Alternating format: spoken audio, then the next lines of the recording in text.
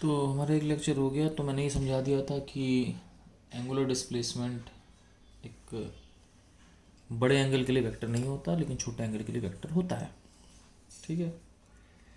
अब ये कोई डेफिनेशन कहीं नहीं छोटा एंगल का है, लेकिन आप ये समझ लो कि एक 8 डिग्री के लिए वेक्टर मान लो और एक 8 डिग्री से बड़ा वेक्टर मत मान लो। ठीक है। वैसे इसका कोई लेना देना नहीं है, इससे बेस्ड कहीं कोई सवाल नहीं मिलेगा आपको कंफर्म। ठीक है। अब चलते हैं आगे। अब बात करते हैं एंगुलर वेलोसिटी। इसको ओमेगा से डिफाइन करते हैं, ये ओमेगा एग्री है ना। तो जो एवरेज एंगुलर वेलोसिटी होती है इसको ओमेगा एवरेज बोलते हैं। ये होता है एंगुलर डिस्प्लेसमेंट बाय टाइम। ये बिल्कुल काइनेमेटिक्स की तरह चलेगा। जैसे वेलोसिटी क्या होती है, displacement by time, average velocity, वैसे average angular velocity angular displacement by time हो जाएगी। ठीक है। लेकिन जो केवल एंगुलर वेलोसिटी है, या जिसको इंस्टेंटेनियस एंगुलर वेलोसिटी बोलोगे आप, वो होती है डी थीटा बाई डी, मतलब छोटा डिस्प्लेसमेंट बाय छोटा टाइम। ठीक है। सेम इसी तरीके से अगर मैं बात करूं एवरेज एंगुलर एक्सेलरेशन, तो आप मुझे बताओ, इसको अल्फा से दिखाते हैं, अल्फा एवरेज। आप मुझे बताओ एवरेज एक्सेलरेशन क्या होती है, change in velocity by time. ठीक है। तो एवरेज एंगुलर एक्सेलरेशन क्या होगी, change in angular velocity by time, simple. ठीक है। ऐसी इंस्टेंटेनियस एंगुलर एक्सेलरेशन या एंगुलर एक्सेलरेशन एक ही बात है। इंस्टेंटेनियस लगाना जरूरी नहीं होता। अगर कोई वेलोसिटी बोल रहा है तो इंस्टेंटेनियस वेलोसिटी, एवरेज वेलोसिटी नहीं है। ये होता है छोटू चेंज बाय छोटा time, D omega by d T. ठीक है। हम एक थोड़ा सा काम कर सकते हैं, D omega by d T को डी थीटा से डिवाइड कर दिया, डी थीटा से मल्टीप्लाई कर दिया। D theta by d T omega होता है, साथ में D omega by D theta. तो अल्फा बराबर omega D omega by D theta. अगर आपको याद हो तो आपने ऐसे एक फॉर्मूला पढ़ा था काइनेमेटिक्स में, ए बराबर V D V by D S. ठीक है। अब डायरेक्शन से देख लेते हैं ना। ठीक है। तो एक चीज़ होती है एंगुलर स्पीड, उसको भी ओमेगा से दिखा लेते हैं। जैसे स्पीड को वी से दिखाते हैं, वेलोसिटी को वी से दिखाते हैं।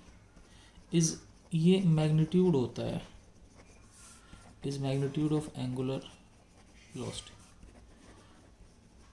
तो एंगुलर वेलोसिटी एक वेक्टर है, उसकी कोई ना कोई डायरेक्शन होगी। ठीक है। अच्छा, कई बोलते हैं एंगुलर वेलोसिटी वेक्टर क्यों है।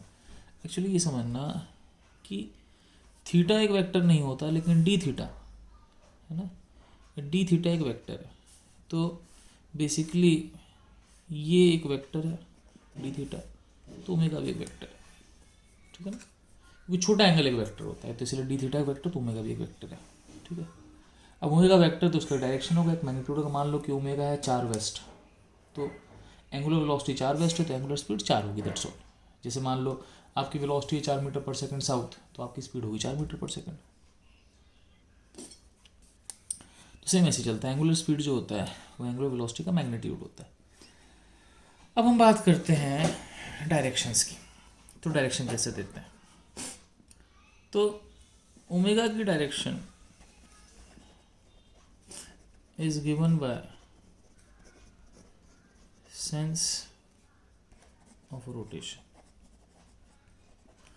ओमेगा की डायरेक्शन आप रोटेशन की सेंस से देते हो by right hand curl rule. ठीक है। अब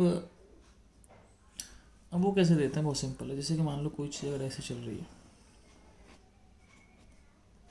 ठीक है, तो ऐसे चल रही है, तो इस केस में अगर वो ऐसे चल रही है, तो इस केस में ओमेगा आउटवर्ड्स। ठीक है। डॉट का मतलब आउटवर्ड्स। और सिंपल कोई चीज़ ऐसे चल रही है तो ओमेगा कहाँ है, इनवर्ड्स। इस केस में ओमेगा इनवर्ड्स हो जाएगा। ठीक है। तो ऐसे ओमेगा बाहर और ऐसे ओमेगा अंदर। ठीक है। ये तरीका होता है, ओमेगा बाहर ओमेगा अंदर, ओमेगा बाहर ओमेगा अंदर, सिंपल। ठीक है। तो आप दिमाग लगा सकते हो। अब आगे चलते हैं। तो ओमेगा डायरेक्शन में आपको बता दी किधर होती है, अगर ऐसे घूमे तो ऊपर, ऐसे घूमे तो नीचे, मतलब अपने राइट हैंड को कर्ल करना है। ठीक है। सही है। अब एक चीज़ और, जैसे कि मैं आपको बता दूं, जैसे कि मान लो मैं कभी भी लाइन बनाता हूँ, तो अगर मैं कोई लाइन ऐसे बनाऊँ डॉटेड, तो इसका मतलब ये हिस्सा पेपर के बाहर है, बाहर ए पेपर में, पेपर के बाहर, और ये अंदर ए पेपर। फिर बता दूं, ये ए जो है ये अरेबिक स्टाइल है। अरेबिक स्टाइल का मतलब ये हुआ सिंपल सा कि इसको उल्टा पढ़ते हैं के या की बना के, तो पेपर के बाहर पेपर के अंदर, ठीक है। अब ये चीज़ एक्चुअली, इसका मतलब ये चीज़ ऐसे घूम रही है, तो मान लो ये चीज़ ऐसे घूम रही है अब, ठीक है ना। तो एक्चुअली ये चीज़ ऐसे है, समझ मेरी बात। ये पेपर के बाहर है, वो पेपर के अंदर है, ठीक है, टोटल पेपर के अंदर। अब इसका ओमेगा किधर होगा, कुछ नहीं करना। देखो भाई, ओमेगा एक एंगुलर वेक्टर है। एंगुलर मतलब जहाँ भी एंगुलर वर्ड आ जाए वो एंगुलर है, सिंपल सी बात। तो ये ऐसे घूम रहा है। अब इसका जो एक्सिस होगा, जैसे कि मान लो, समझाता हूँ, जैसे कि मान लो ये कटोरा है, ठीक है ना, सही है। अब इस कटोरे की जो सर्कल होगा उसका एक्सिस ये है, इसके परपेंडिकुलर। ऐसे ही अगर ये इधर हो गया तो इसका एक्सिस इधर चला गया, इधर चला गया इसका एक्सिस। समझ में बात आप, एक्सिस समझते हो। जैसे मान लो पहिया होता है, पहिया का एक एक्सल होता है, वो भी एक्सिस है। जैसे पंखे के बीच में वो भी एक्सिस है। तो अगर कोई चीज़ सर्कुलर है तो उसका जो एक्सिस होगा इधर हो जाएगा, है ना। तो इसका एक्सिस अब इधर होना, तो या ऊपर होगा या नीचे होगा, तो मुझे इन दोनों में डिसाइड करना है। तो ये ऐसे घूम रहा है, सिंपल सी बात, अपने हाथों को ऐसे घुमा लो इस तरह से, तो अंगूठा बाहर, तो इसका ओमेगा इधर हो जाएगा, ठीक है। तो आप देख सकते हो, this not a big problem. जैसे मान लो अब आप लोग सोचो कि मान लो सपोज कोई चीज़ ऐसे घूम रही है, अब इसका ओमेगा किधर होगा, ठीक है। तो ये ऐसे घूमे तो इसका ओमेगा इधर हो जाएगा, ठीक है। तो this is the way in which the things can be done. अब चलते हैं आगे, ठीक। अब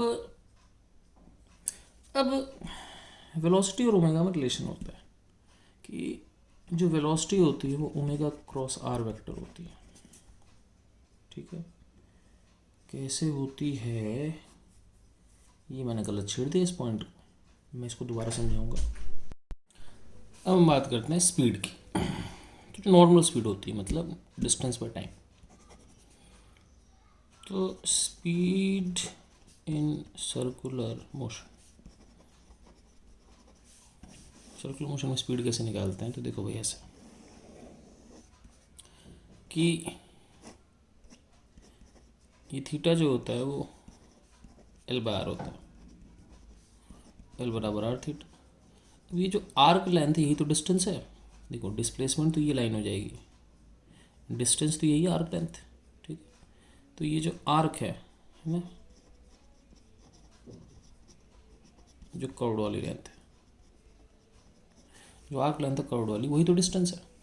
अब वही डिस्टेंस है अगर, तो स्पीड क्या होती है, D S by d T. S क्या होता है, डिस्टेंस ही होता है। अब यहाँ पे जो एस है वही एल है, और आर्क लेंथ कितनी है, आर थीटा। अब सर्कल में चल रहा है तो रेडियस तो कांस्टेंट है, तो रेडियस को बाहर निकाल दो, ठीक है। अब इसको लिख देंगे r d theta by d t. अब d theta by d t क्या होता है आपको पता है, rate of change of angular displacement, तो ये आर ओमेगा होता है। तो जो स्पीड होती है वो आर ओमेगा होता है, ठीक है। तो स्पीड आर ओमेगा होगी, ठीक है, सिंपल है। आगे चलते हैं, दोबारा उसी पॉइंट पे आते हैं, वेलोसिटी क्या होती है ना। तो जो वेलोसिटी होती है उसका एक मैग्नीट्यूड होता है, एक डायरेक्शन होता है, और वो दोनों चीज़ें ओमेगा क्रॉस आर से आ जाती हैं। जो मैंने अभी लिखा था v बराबर ओमेगा क्रॉस आर। क्या होता है कि जो वेलोसिटी का मैग्नीट्यूड होता है वो स्पीड होता है, और डायरेक्शन कैसे आती है, राइट हैंड कर्ल रूल से। नहीं, डायरेक्शन तो जो होती है डायरेक्शन टेंजेंशियल होती है। तुम कहोगे सर क्या चल रहा है, मैं कहूँगा समझना। मान लो कोई चीज़ ऐसे घूम रही है, ठीक है, तो ऐसे घूम रही, तो इस पर्टिकुलर पॉइंट पे उसकी वेलोसिटी इधर होगी, ठीक है, सही है, घूम ऐसे रही है। तो इस पर्टिकुलर पॉइंट पे उसका जो पोजीशन वेक्टर वो ये है, तो ये आर की डायरेक्शन है, नहीं है।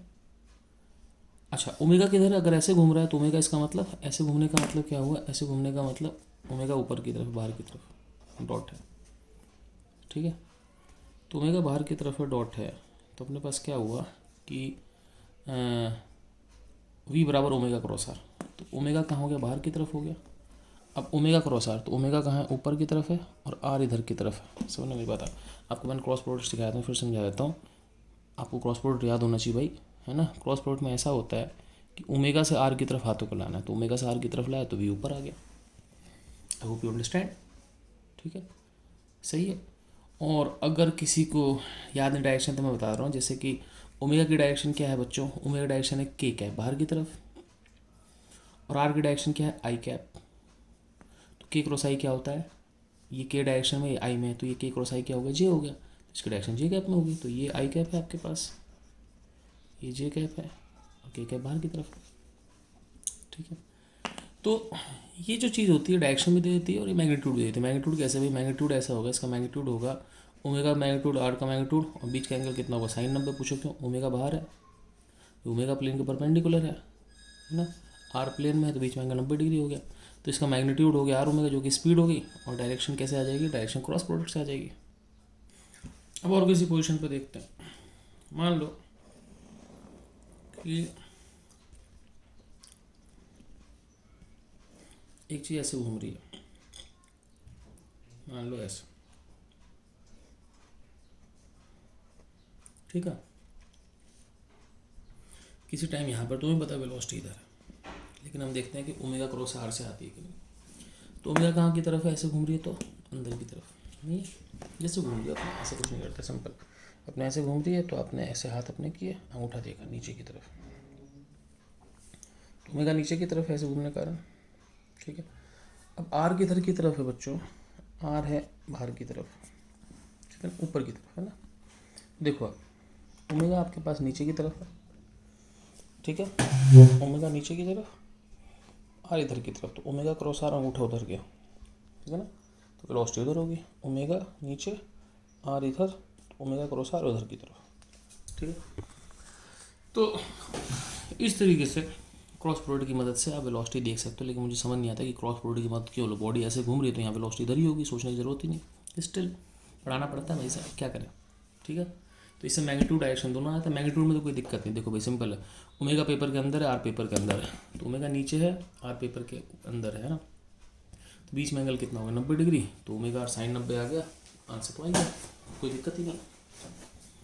अब चलते हैं आगे, अब बात करते हैं टाइम पीरियड। टाइम पीरियड को हम कैपिटल डी से दिखाते हैं, ये होता कुछ नहीं है, T is time for one full circle. एक चक्कर में जो टाइम मिल लगता है उसको बोलते हैं कैपिटल टी या टाइम पीरियड। ठीक है, अब होता क्या है कि अगर आप एक ही स्पीड से घूम रहे हो, ठीक है ना, तो आपका एक चक्कर में बराबर ही टाइम लगेगा, लेकिन मान लो आपकी स्पीड तेज़ हो रही है, तो पहला चक्कर धीमा, अगले चक्कर तेज, अगला चक्कर और तेज, ऐसे अगर आप तेज़ घूम रहे हो अपना ब्रेक लगा दे, पहला चक्कर से दूसरे चक्कर में ज़्यादा टाइम लगेगा, तीसरे चक्कर में और ज़्यादा टाइम लगेगा, एंड सो ऑन। तो बेसिकली क्या है कि टी जो होता है एक चक्कर का टाइम होता है, और अगर स्पीड कांस्टेंट है तो ये कांस्टेंट है, तो T is constant if speed is constant. ठीक है, अगर स्पीड कांस्टेंट है तो टाइम पीरियड भी कांस्टेंट है। ठीक है, अब v बराबर आर ओमेगा। अब देखो अगर ये कांस्टेंट है तो रेडियस भी कांस्टेंट, ओमेगा भी कांस्टेंट होगा, कांस्टेंट कांस्टेंट का रेशियो भी कांस्टेंट होगा। ठीक है, अब देखो अगर कोई चीज़ कांस्टेंट है, बहुत सिंपल सी बात है कि इफ़ समथिंग इज कांस्टेंट, अगर कोई चीज़ कांस्टेंट है तो वो और उसका इंस्टेंटेनियस वैल्यू सेम होगा। नहीं समझे, सिंपल सी बात है। अगर आप हर टेस्ट में 0 नंबर ला रहे हो तो किसी टेस्ट में नंबर 0 और एवरेज भी 0, समझ लो। आपके 5 टेस्ट हुए, सब में आपके 80% आए, तो किसी एक सब्जेक्ट में भी 80 और सब में भी 80। तो अगर कोई चीज़ कांस्टेंट है तो उसकी वैल्यू कहीं नाप लो। आप सोचो आप हमेशा 50 ही से चल रहे हो, 50 चल रहे हो तो 1 घंटे में 50, 2 घंटे में 100, 3 घंटे में 150, 4 घंटे में 200। आप 4 घंटे का एवरेज निकालो, 200/4 50 आएगा। 2 घंटे का निकाल लो, 100/50 2 आएगा, 100/2 50 आएगा। 1 घंटे का निकाल लो, 50/1 50 आएगा। तो कोई चीज़ कांस्टेंट है, समथिंग इज कांस्टेंट है ना, तो उसका एवरेज और इंस्टेंटेनियस क्या होगा, सेम होगा। ठीक है, तो यहाँ पर ओमेगा कांस्टेंट होगा, क्यों, क्योंकि वी और आर कांस्टेंट है। अब चलते हैं आगे, तो ओमेगा और ओमेगा एवरेज सेम होंगे। अब ओमेगा एवरेज क्या होता है, एंगल बाय टाइम। अगर एक चक्कर की बात करें तो ओमेगा एवरेज या ओमेगा होगा अगर कांस्टेंट है तो तभी बराबर होता है। एंगल हो गया एक चक्कर का 2 पाई, और एक चक्कर का टाइम पीरियड कहलाता है। तो सिंपल सी बात है कि ओमेगा 2 पाई/टी होता है, लेकिन कब, जब ओमेगा कांस्टेंट। जब ओमेगा कांस्टेंट हो या स्पीड कांस्टेंट हो, दोनों एक ही बात है, क्योंकि v बराबर आर ओमेगा। अगर ओमेगा कांस्टेंट होगा, आर तो कांस्टेंट होता ही है, तो v भी कांस्टेंट होगा। चलिए भाई आगे चलते हैं। अब आती है फ्रीक्वेंसी। फ्रीक्वेंसी का मतलब होता है सर्कुलर नंबर ऑफ चक्कर पर यूनिट टाइम।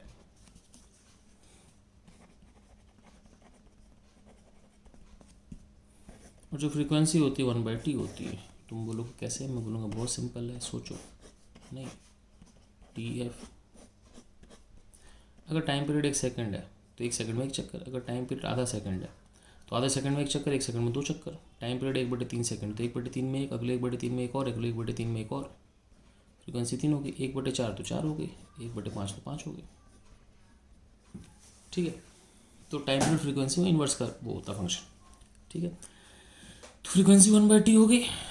तो फ्रीक्वेंसी 1/t हो गई तो बेसिकली यहाँ से आ गया 1/t, तो 1/t हो जाएगा ω/2π। तुम कहोगे कैसे? मैं कहूँगा सिंपल है, 1/2 ω/2π हो गया। तो ओमेगा क्या हो गया? 2π इंटू फ्रीक्वेंसी। ठीक है, तो ओमेगा इज 2π इंटू फ्रीक्वेंसी। ठीक है, अब बात करते हैं RPM। ठीक है, RPM कौन सा होता है? रोटेशंस पर मिनट। ठीक है, और RPM भी फ्रीक्वेंसी है।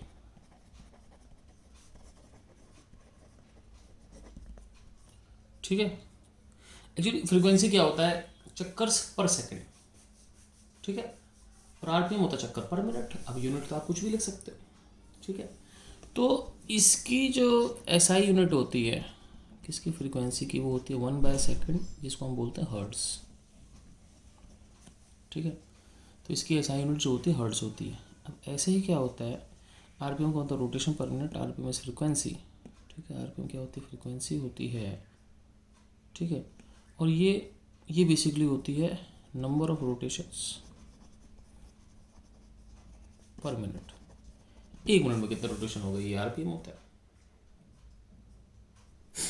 अब दूसरी बात, अगर मान लो कोई चीज़ NRPM पे चल रही है, NRPM, तो इसकी जो फ्रीक्वेंसी होगी वो 60 Hz होगी। गलत लिख रहा हूँ क्या? N/60 Hz होगी। तुम कहोगे सर क्या फालतू बकवास, मैं बोल रहा हूँ कुछ 1 मिनट में 60 चक्कर कर रही है तो 1 सेकंड में 1 मिनट में 120, तो 1 सेकंड में डिवाइड बाई 60 कर दो, और क्या। ठीक है, तो फ्रीक्वेंसी का सिंपल है, जितने भी RPM हो, जितने मिनट में चक्कर कर रही है उसके डिवाइड बाई 60 कर देना, वो हर्ट्स में आ जाएगा आपके पास। ठीक है, सही है। अब ओमेगा कैसे निकालते हैं? अगर RPM में दे रखा है तो ओमेगा होता है 2πf। तुम कहोगे ये कहाँ से आएगा? अरे मेरे भाई, यहीं तो लिखा, वहीं तो लिखा, ओमेगा 2π/t था, 1/t को फ्रीक्वेंसी लिख दिया, 2πf हो गया। अब ओमेगा 2πf होता है तो 2πf का मतलब 2πn/60। ठीक है, अगर आप SI यूनिट पर लिखो तो। ठीक है, कुछ नहीं, 2πf होता है, लेकिन अगर कभी भी RPM में दे रखा हो तो आप उसको डिवाइड बाई 60 कर लो, दैट्स ऑल, ज़्यादा दिमाग नहीं लगाना। ठीक है, अब हम लोग क्या करते हैं, आगे चलते हैं, एक आध चीज़ें करते हैं, फिर खूब सारे क्वेश्चन करते हैं। ठीक है, और बस आगे चलते हैं। तो अगला पेज चलते हैं, इस पेज को ख़त्म करते हैं। तो मेरे ख्याल से लेक्चर ख़त्म कर देते हैं, क्योंकि ये शायद 20 मिनट का हो गया। तो अपन मिलते हैं इसके बाद नेक्स्ट लेक्चर में, कुछ हम न्यूमेरिकल्स करेंगे। ओके बच्चों, टेक केयर, मिलते हैं, बाय।